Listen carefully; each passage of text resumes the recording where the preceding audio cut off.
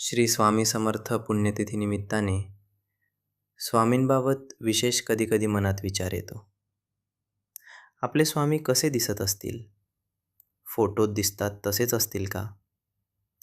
ज्यांनी स्वामींना प्रत्यक्ष पाहिलंय ते किती भाग्यवान असतील ना? कदाचित आपणही गेल्या जन्मात अक्कलकोटचेच गावकरी असू.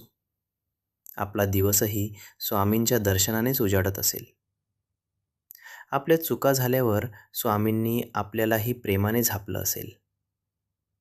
समकालीन वर्णनानुसार स्वामींचं रूप अतिशय दिव्य होतं.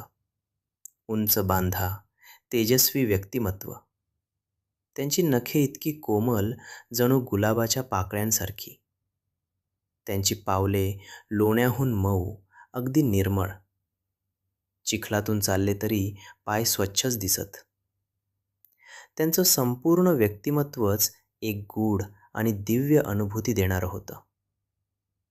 स्वामींची त्वचा नितळ आणि कोमल होती. कधी ते दिवसेंदिवस अंघोळ करत नसत, तर कधी दिवसातून अनेक वेळा स्नान करत.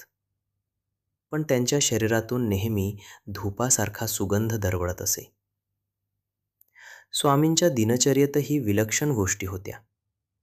कधी ते दीर्घकाळ काहीच खात नसत, तर कधी भक्तांच्या प्रेमासाठी थोडंफार स्वीकारत. त्यांची जेवणाची पद्धत साधी पण करुणेने भरलेली होती. ते स्वतःपेक्षा इतर जीवांना अधिक महत्त्व देत. रात्रीच्या वेळी तर त्यांचा दिव्य अनुभव अधिकच गूढ वाटे. कधी अभंग, कधी भारूड, कधी वेदांचे उच्चार, तर कधी कुणालाही न समजणाऱ्या भाषेत संवाद.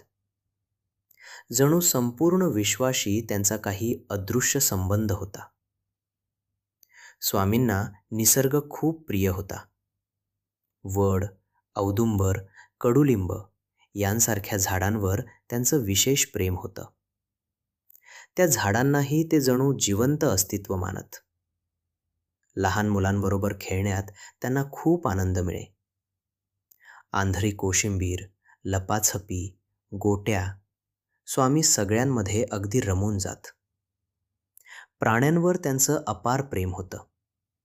नंदा नावाच्या गायीवर तर त्यांचा विशेष जीव होता.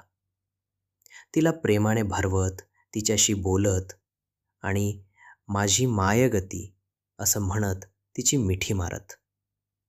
त्या निरागस प्रेमातच स्वामींचं खऱ्या अर्थाने दैवी रूप दिसत असे. स्वामी म्हणजे फक्त एक संत नव्हते.